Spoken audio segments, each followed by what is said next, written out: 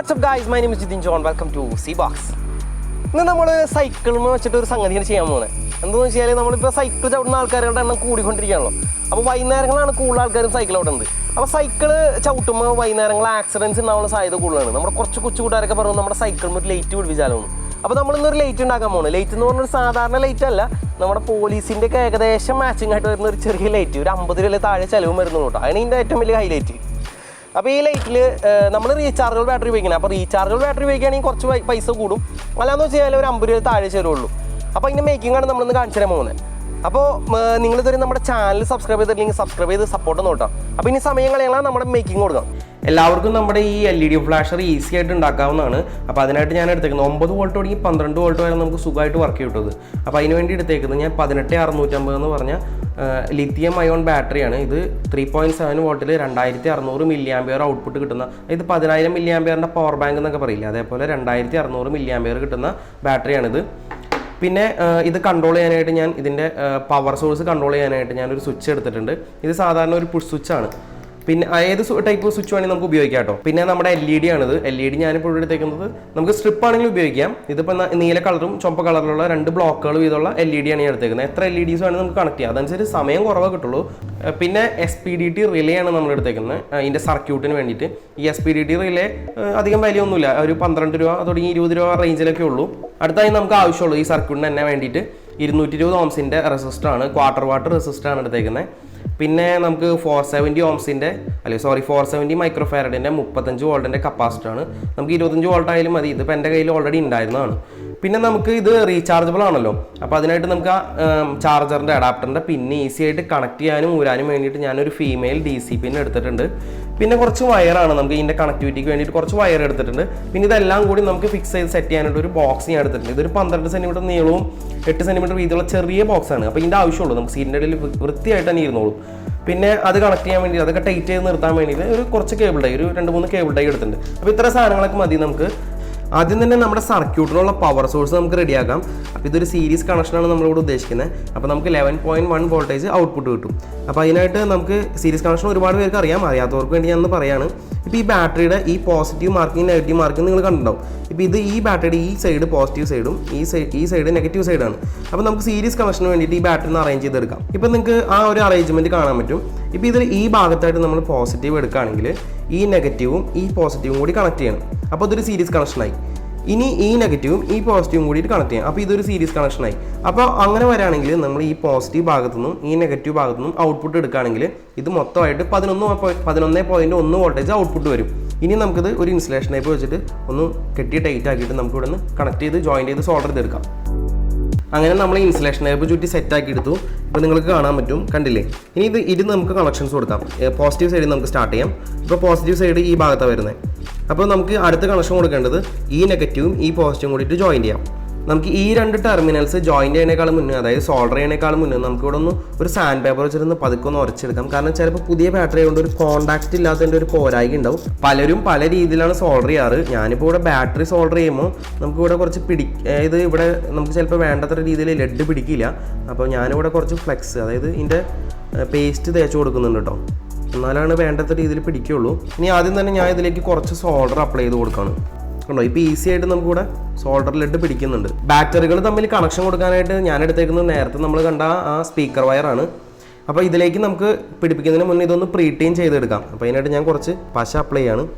എന്നിട്ട് കുറച്ച് സോൾഡർ നമുക്ക് നമ്മുടെ അയൺമേക്ക് ഒന്ന് ജസ്റ്റ് ഒന്ന് കോട്ട് ചെയ്തെടുക്കണം, പ്രീടൈൻ ചെയ്തെടുക്കാം. കണ്ടില്ലേ, നല്ല രീതിയിൽ പെട്ടെന്ന് തന്നെ പ്രീടൈനായി വരും. നല്ല രീതിയിൽ പശയായിട്ടുണ്ടെങ്കിലാണ് നമുക്ക് ഇത്രയും പെട്ടെന്ന് ഈസി ആയിട്ട് പ്രീടൈനായി വരുള്ളൂ. ഇനി നമുക്ക് നമ്മുടെ ഈ 2 കോൺടാക്റ്റുകൾ തമ്മിൽ ജോയിൻ ചെയ്തെടുക്കാം. ഇപ്പോൾ കൈയൊക്കെ ചൂടായി പൊള്ളാതിരിക്കാൻ എല്ലാവരും ശ്രദ്ധിച്ചോളൂ. കൊച്ചുകൂട്ടുകാരൊക്കെ ചെയ്യുമ്പോൾ കണ്ടില്ലേ, ഇത് ഈസി ആയിട്ട് നമുക്കിവിടെ പിടിക്കും. പ്രീടൈൻ ചെയ്ത് കഴിഞ്ഞാൽ അങ്ങനെ ഒരു ബെനിഫിറ്റ് ഉണ്ട് നമുക്ക്. പിന്നെ ബാറ്ററിമേക്ക് അധികം ഹീറ്റൊന്നും ചെയ്യില്ല. അപ്പോൾ അതുകൊണ്ട് ബാറ്ററി ഡാമേജ് ആവുന്നുള്ള പേടിയൊന്നും വേണ്ട. ഇനി നമുക്ക് ഈ എക്സസ് നിൽക്കുന്ന ഭാഗം ഒന്ന് കട്ട് ചെയ്ത് മാറ്റാം. ഇനി ഇതുപോലെ തന്നെ ഇപ്പുറത്തെ സൈഡിൽ ഈ മൈനസും ഈ പ്ലസും തമ്മിൽ നമുക്കൊന്ന് ജോയിൻ ചെയ്തെടുക്കണം. അങ്ങനെ നമ്മുടെ പവർ സോഴ്സ് റെഡി ആയിട്ടുണ്ട്. ഇപ്പോൾ 2 കണക്ഷൻസും കഴിഞ്ഞു, കണ്ടില്ലേ? ഇനി നമ്മുടെ പവർ സോഴ്സിലേക്ക് നമ്മൾ റീചാർജ് ചെയ്യാനുള്ള DC പിന്നും പവർ എടുക്കാനായിട്ട് ഒരു ചെറിയ വയർ പീസും വെച്ച് കണക്ട് ചെയ്യാണ്. ഇതൊന്ന് കണക്ട് ചെയ്യാം.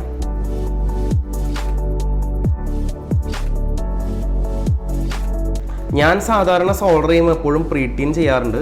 നല്ല ടൈറ്റ് ആയിട്ട് 2 വയറുകൾ തമ്മിൽ ജോയിൻ്റ് ആവാനും അതേപോലെ തന്നെ കോൺടാക്റ്റ് വിട്ടുപോകാതിരിക്കാനും വേണ്ടിയിട്ടാണ് അങ്ങനെ ചെയ്യുന്നത്. ഇനി നമ്മുടെ ബാറ്ററിയിലേക്ക് പവർ സോഴ്സിലേക്ക് കണക്ട് ചെയ്യാണ്.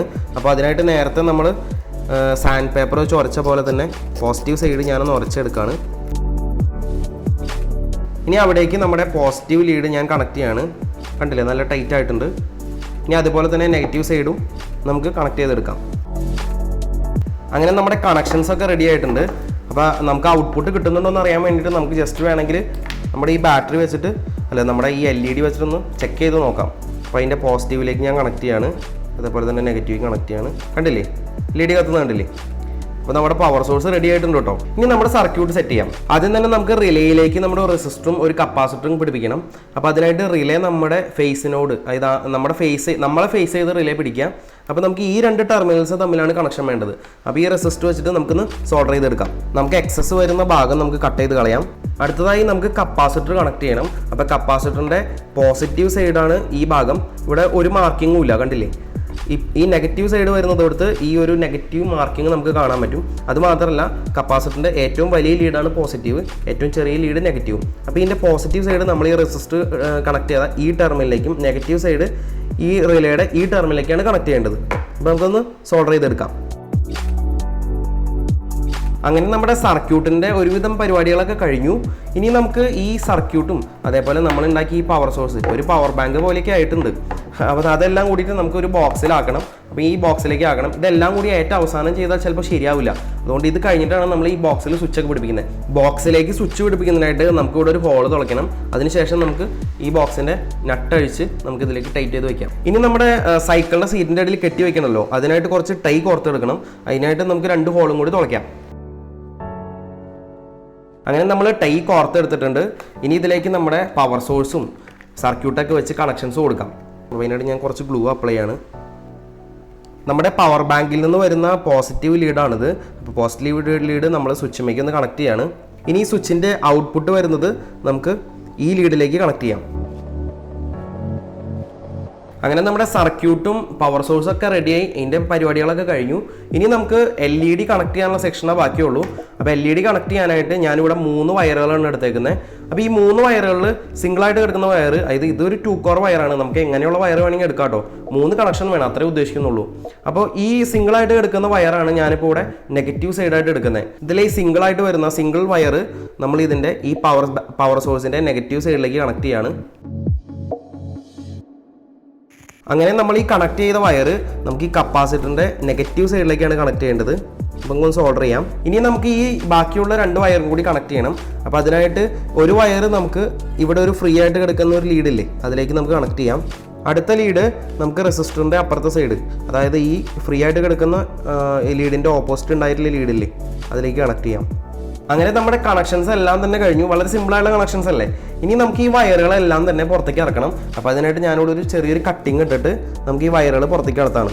ഇനി ഇത് ഇളകാതിരിക്കാൻ വേണ്ടിയിട്ട്, ഈ ബാറ്ററിയും സർക്യൂട്ടൊന്നും ഇളകാതിരിക്കാൻ വേണ്ടിയിട്ട് നമുക്കൊരു സ്പോഞ്ചിൻ്റെ പീസോ എന്തെങ്കിലും വെച്ചൊന്ന് ടൈറ്റ് ചെയ്യാം. ഞാനിപ്പോൾ ഇവിടെ ഉപയോഗിക്കുന്നത് ഡബിൾ സൈഡ് ടൈപ്പ് ആണ് കേട്ടോ. നമുക്കൊന്ന് ഇൻസുലേഷൻ ടൈപ്പ് ചുറ്റി വെച്ച് ഒന്ന് ടൈറ്റ് ചെയ്യാം. ഞാനിപ്പോൾ സീറ്റിൻ്റെ അടിയിൽ വെക്കുന്ന ബോക്സിൽ നിന്ന് ബാക്കിലേക്ക് എത്താനായിട്ട്, മഡ് ഗാർഡിലേക്ക് എത്താനായിട്ട് ഏകദേശം 1 മീറ്ററോളം വയർ ഇട്ടിട്ടുണ്ട്. അപ്പോൾ നമ്മുടെ ആവശ്യാനുസരണം വയർ ഇട്ടോളൂ. ഞാനിപ്പോൾ ഒന്ന് കെട്ടി വെച്ചേക്കുന്നതാണ്.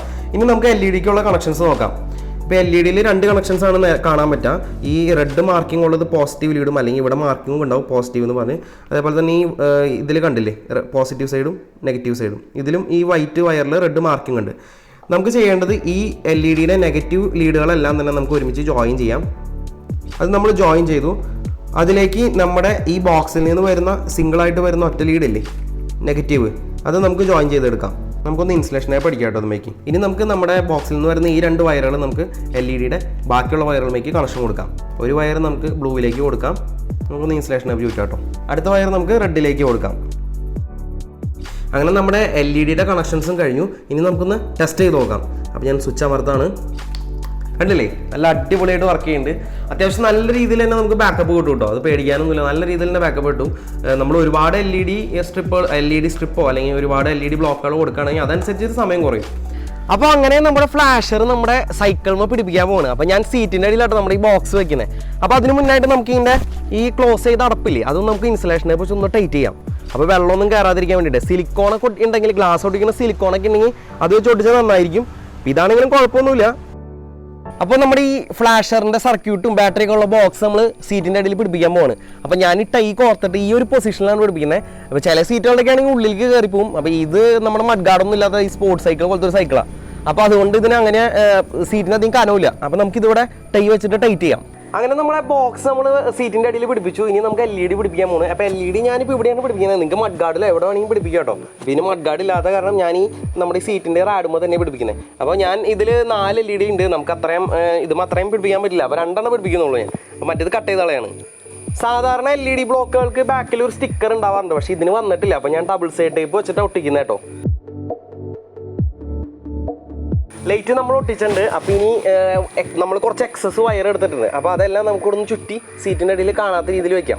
ഇത് നമ്മുടെ ബാറ്ററിയുടെ ഫീമെയിൽ DC പിൻ കേട്ടോ, അതായത് ചാർജ് ചെയ്യാനുള്ള പിന്നാണ്. അപ്പോൾ അത് ആവശ്യമുള്ളപ്പോൾ മാത്രം നമുക്ക് പുറത്തെടുത്താൽ മതി. അങ്ങനെ നിങ്ങളുടെ ഫ്ലാഷിംഗ് ലൈറ്റ് നമ്മുടെ സീറ്റിൽ പിടിപ്പിക്കലും സൈക്കിളിനുള്ള ഫുൾ പരിപാടി കഴിഞ്ഞു. ഇനിയിപ്പോൾ സെറ്റാണ്. അപ്പോൾ ഇനി നമ്മളിനി സ്വിച്ച് ഓൺ ചെയ്യാൻ പോവാണ്. കണ്ടില്ലേ, നമ്മുടെ ഫ്ലാഷിംഗ് ലൈറ്റ് അടിപൊളിയായിട്ട് വർക്ക് ചെയ്യുന്നുണ്ട്. യാതൊരുവിധ പ്രശ്നങ്ങളുമില്ല. ഒരുപാട് കാലം നിൽക്കുകയും ചെയ്തിട്ട് ഈ ഫ്ലാഷിംഗ് ലൈറ്റ്.